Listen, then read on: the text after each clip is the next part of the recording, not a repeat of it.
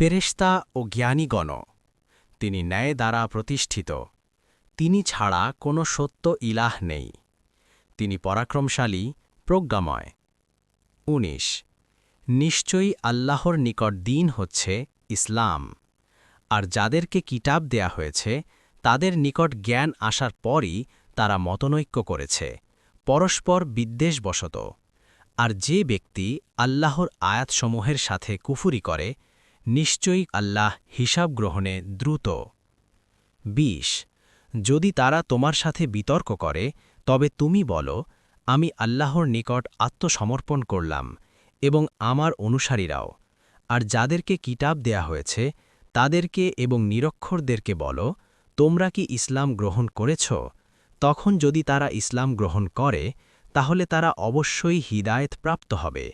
আর যদি ফিরে যায়, তাহলে তোমার দায়িত্ব শুধু পৌঁছিয়ে দেয়া। আর আল্লাহ বান্দাদের সম্পর্কে সম্যক দ্রষ্টা।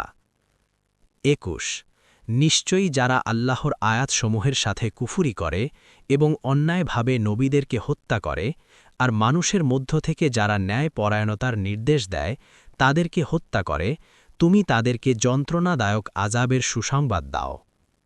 ২২ ওরাই যাদের আমলসমূহ দুনিয়া ও আখিরাতে নিষ্ফল হয়েছে এবং তাদের কোনো সাহায্যকারী নেই। ২৩ তুমি কি তাদের প্রতি লক্ষ্য করনি, যাদেরকে কিতাবের অংশবিশেষ দেয়া হয়েছে, তাদেরকে আল্লাহর কিতাবের দিকে আহ্বান করা হচ্ছে?